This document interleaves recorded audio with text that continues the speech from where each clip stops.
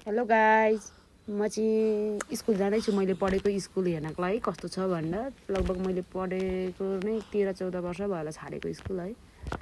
अनि आज चाहिँ अब आएको थिएँ नि त, धेरै पछि गाउँ आएको थिएँ। अनि स्कुल जानु पर्यो मैले पढेको भनेर हेर्न हिँडेको। कस्तो गाह्रो रहेछ बाटो चाहिँ, यस्तो के जङ्गल जस्तो। पहिला जङ्गल थिएन, बाटो पनि चिप्लो, रोड खन्या रहेछ। पहिला चाहिँ सानो बाटो थियो, यस्तो घारी थिएन। अनि बाटो पिच पनि भारा छ, यो चाहिँ गाडी साडी हिँड्छ यो बाटोमा चाहिँ। अनि हामी चाहिँ यो बाटो यसरी हिँड्यौँ क्या। अनि म चाहिँ हिँड्दैछु मक्खा पर्दै यताउति हेर्दै, हो स्कुल जान पाइयो भनेर। अनि चिप्लो बाटोमा लड्यो भने चाहिँ एकैचोटि तलतिर फेरि गुटुङ लाएर क्या, हिँड्नै पर्दैन। ओह्रालोमा चाहिँ उकालोमा चाहिँ यसो फर्याउँदै हिँड्नुपर्छ। मेरो दायाँ पनि कस्तो राम्रो देखिन्छ नि, खुसी नि लाग्छ। खुसी पनि लाग्छ। अनि यो बाटोमा हिँड्नु एउटा फाइदा हुन्छ, के थाहा छ तपाईँहरूलाई? पछाडिबाट आएर गाडीले हान्छ भन्ने पिर चाहिँ हुँदैन, आनन्दले हिँड्न पाइन्छ। लड्यो भने चाहिँ फेरि खत्रै लडिन्छ नि त है। अनि आफ्नै धुनमा म चाहिँ हिँडिरहेको छु कराउँदै। साथी खोज्न कहाँ जानु, साथी कोही थिएनन्। साथी भएका पनि धोकेबाज निक्ले, छाडेर गुटुङ टुङ हिँडेका थिए। त्यस्तो छ हेर।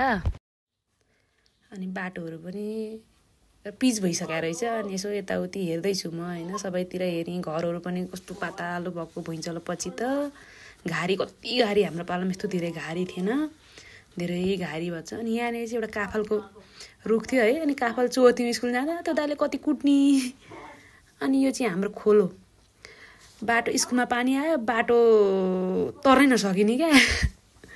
अनि यस्तो घारी थियो क्या। अनि पहिलाकै बाटो हो यो चाहिँ है। अनि यो बाटो हिँड्नु पर्यो भनेर हिँडिरहेको, हिँड्दै यस्तो बाटो घारीबाट अनि आफ्नै तालमा हिँडिरहेको थिएँ। तर के मजा छ भने यो बाटोमा हिँड्नलाई चाहिँ पछारे पछि चाहिँ एकैचोटि तल पुगिन्छ।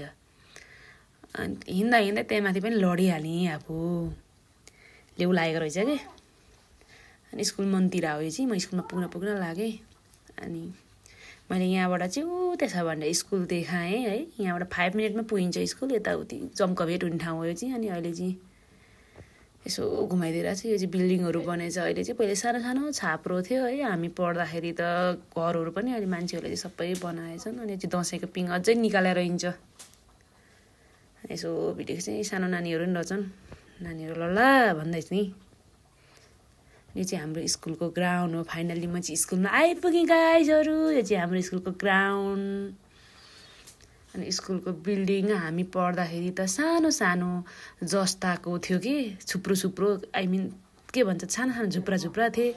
अनि पानी परेपछि त पढाइ नै नहुने क्या, जस्ता बजेर। अहिले त बिल्डिङ भएछ, कति राम्रो स्कुल भएछ। मलाई कति खुसी लागेको। म त मक्ख पर्दा यताउति हेर्दैछु क्या, टक पारेर यताउति हेर्दै हिँडिरहेको। अनि स्कुलमा फुल पनि रहेछ, यसो अलिअलि रोपेको।